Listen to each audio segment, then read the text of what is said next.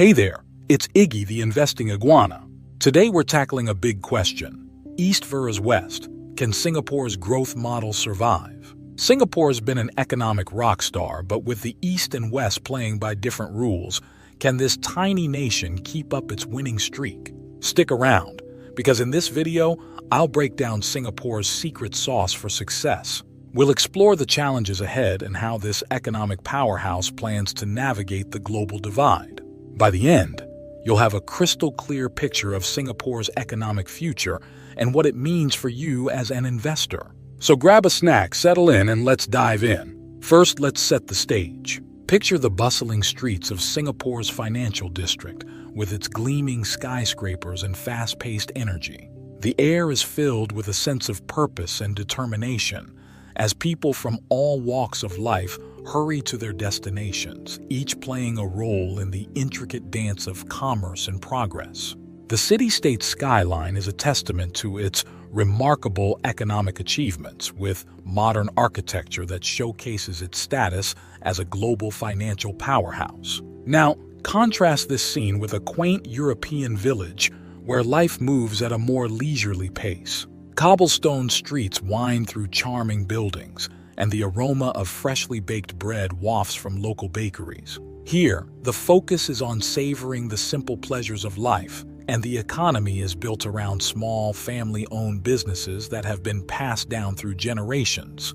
These two scenes represent the stark differences between the economic approaches of the East and West, with Singapore embodying the rapid growth and development often associated with Asian economies, while the European village represents the more traditional, slower-paced approach of Western economies. Singapore is often hailed as an economic success story, and for good reason. This tiny island nation, with a land area of just 728 square kilometers and a population of around 5.7 million, has achieved rapid development and become a major financial hub in just a few decades. Its strategic location at the crossroads of international trade routes, coupled with its business-friendly policies and highly skilled workforce, have attracted investors and multinational corporations from around the world. Singapore consistently ranks among the top countries in terms of ease of doing business, economic competitiveness, and quality of life. However, as the world becomes increasingly interconnected and the economic philosophies of the East and West continue to diverge, the question on everyone's mind is, can Singapore's unique growth model survive? The country's success has been built on a careful balance of free market principles and strategic government intervention. But as the global economic landscape shifts, Singapore may need to adapt to new challenges and opportunities. To really grasp how Singapore has achieved its remarkable economic success, we need to dive deeper into the key elements of its winning formula. At the heart of Singapore's strategy is a strong focus on export-oriented growth. The government has played a proactive role in steering the economy, implementing policies and incentives to promote exports and attract foreign investment. This has included creating a business-friendly environment with low taxes, efficient infrastructure, and a stable political climate. Alongside this export-driven approach, Singapore has placed immense emphasis on developing its human capital. Education has been a top priority, with heavy investments in schools, universities, and vocational training to create a highly skilled, adaptable workforce. This potent combination of export orientation, foreign investment, and human capital development has been a game-changer for Singapore. It has allowed the nation to attract substantial foreign capital, which has fueled the growth of its industries and created abundant job opportunities. This virtuous cycle has been underpinned by Singapore's political stability, with a government that is widely regarded as competent, pragmatic, and corruption-free. However, it's important to recognize that no economic model is perfect, and Singapore's approach is no exception. There are some potential limitations and vulnerabilities that come with the territory. One of the biggest challenges is Singapore's heavy reliance on external factors. As a small, open economy, Singapore is incredibly dependent on global trade and investment flows. This means that when the global economy takes a hit, Singapore feels the impact more acutely than larger, more self-sufficient nations. When global demand drops, Singapore's export-driven economy suffers. Another potential downside of Singapore's growth-focused model is that it has led to some income inequality and limited domestic consumption. While Singapore's economy has grown impressively over the years, not everyone has benefited equally. The wealth gap between the rich and the poor has widened, and some Singaporeans feel left behind. Additionally, because so much of Singapore's growth has been driven by exports and foreign investment, domestic consumption hasn't always kept pace. This brings us to a fundamental difference between the economic approaches of the East and the West. In general, Eastern economies like China and Japan tend to prioritize long-term planning and government intervention. The state plays a more active role in guiding economic development, and there's a greater emphasis on social harmony and the collective good. In contrast, Western economies typically place a higher value on individual freedom and free markets. There's less government involvement, and the belief is that the invisible hand of the market will ultimately lead to the most efficient outcomes. Singapore, interestingly, seems to straddle these two approaches. On the one hand, the government is heavily involved in economic planning and development. But on the other hand, Singapore is very open to global trade and investment and has embraced many free market principles. It's a unique hybrid model that has served Singapore well, but it also means that the country is somewhat caught between these competing economic philosophies. As major economies like the United States and United Kingdom turn inward and implement policies aimed at protecting their domestic industries, such as tariffs and other trade barriers, it could spell trouble for Singapore.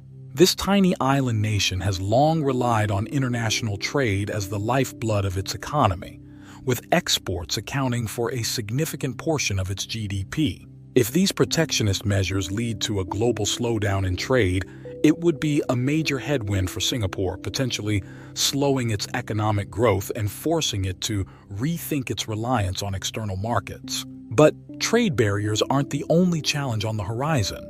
Rapid technological advancements, particularly in areas like artificial intelligence and automation, present both opportunities and risks for Singapore. On one hand, these technologies could significantly boost productivity and efficiency across various industries, from manufacturing to services. This could help Singapore maintain its competitive edge and continue to attract foreign investment.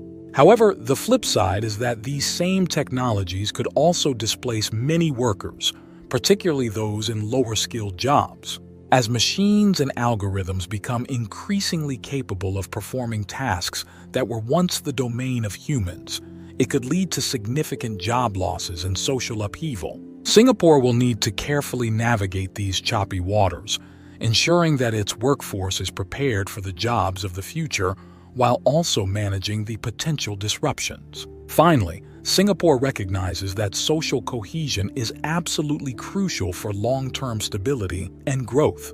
You see, when there's a big gap between the rich and the poor, it can lead to all sorts of social tensions and resentment. People start feeling like they're not getting their fair share of the economic pie, and that can breed discontent. So, Singapore is making a concerted effort to address income inequality and ensure that all citizens benefit from the country's economic progress. This isn't just about fairness, it's about maintaining the social contract.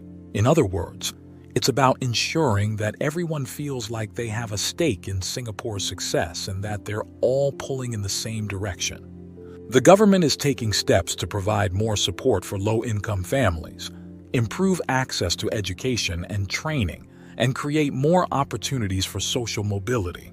They're also working to foster a greater sense of community and shared identity among Singaporeans. Now, the big question is, can Singapore's unique growth model survive in the face of all these challenges? Prime Minister Wong recently shared his vision for redefining success and building a more inclusive society. You see, for a long time, success in Singapore was all about the 5 C's: cash, car, credit card, condo, country club. But PM Wong believes this narrow focus on material possessions has led to some negative consequences. A more frenetic society, toxic competition, increased anxiety and stress. Sound familiar? Instead, he wants to create a Singapore where every citizen matters and is valued for who they are, where success is defined by how people help each other, not just individual achievements. This means making space for Singaporeans to experiment, change course, and find their own paths without judgment. Now, as an economist, I find this incredibly intriguing. By broadening the concept of achievement beyond just academic credentials and conventional career paths, Singapore could unlock a whole new wave of creativity and innovation. Imagine a society where people feel empowered to take risks, start businesses, and pursue unconventional ideas, where the contributions of every worker in every profession are valued. That's a powerful recipe for economic dynamism and resilience. Of course, this mindset shift won't happen overnight. It will take a concerted effort from the government, businesses, and citizens alike.